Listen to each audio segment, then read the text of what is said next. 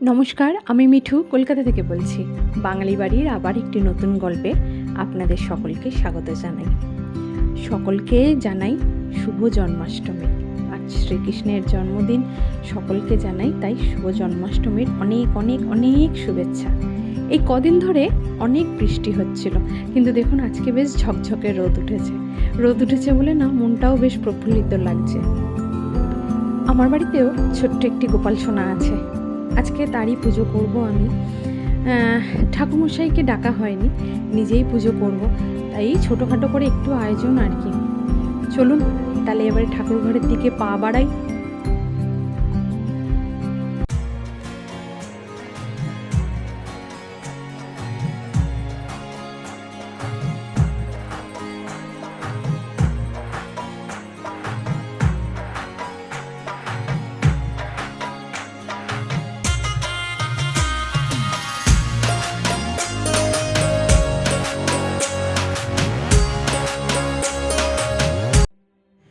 ঘি, গঙ্গাজল, মধু, দুধ, দই, শর্করা সকল সহযোগে আমার গোপুসোনাকে স্নান করিয়েছি, আমার রাধা মাধবকেও স্নান করিয়েছি।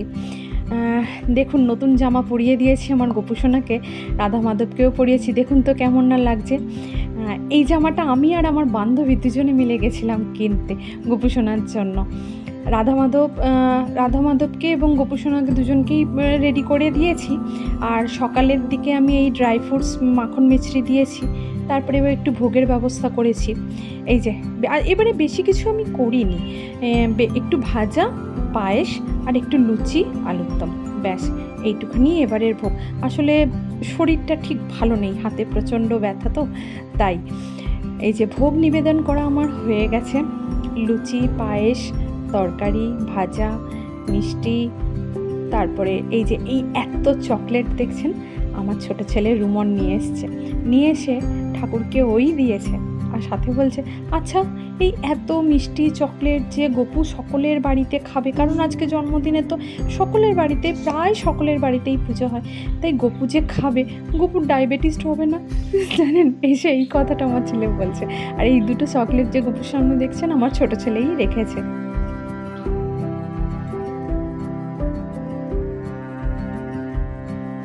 প্রতি বছর অনেক কিছু আয়োজন করি, কিন্তু এবছর আর অত কিছু করতে পারিনি। ওই যে বললাম হাতে ব্যথা, প্রচণ্ড পরিমাণে ব্যথা, তো তাই। আচ্ছা, গপুর জন্য একটা আমি কেক নিয়ে এসেছিলাম, যতই হোক জন্মদিন বলে কথা। চলুন, আমার আরতির থালা সাজানো হয়ে গেছে, এবার আমি আরতিটা করে নিই।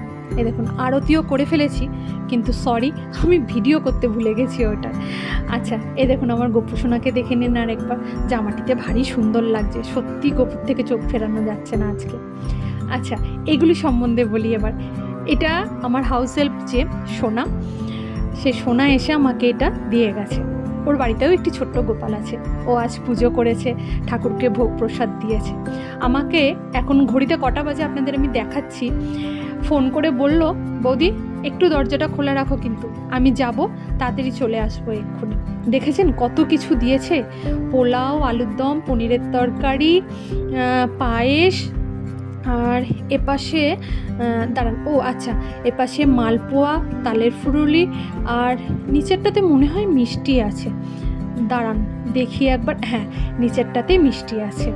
মিষ্টি এত কিছু গুছিয়ে যত্ন করে এই রাত্রিবেলায় আমার বাড়িতে এসছে দিতে, জানেন? দেখুন কটা বাজে, আশা করি দেখতে পাচ্ছেন, প্রায় 11:15 বাজে। এখন এসছে আমার বাড়িতে দিতে, এসে একটু জল খেলো, দিয়ে বাড়িয়ে গেল। আর একজনের কথা না বললে নয়, আমার বান্ধবী ঝুমা, ও পাঠিয়েছিল 1 কন্টেনার, দেওয়ার সাথে সাথেই শেষ, আর একেবারে নেই। যাই হোক, জন্মাষ্টমী সকলের ভালো কাটুক, সকলে ভালো থাকবেন, সুস্থ থাকবেন।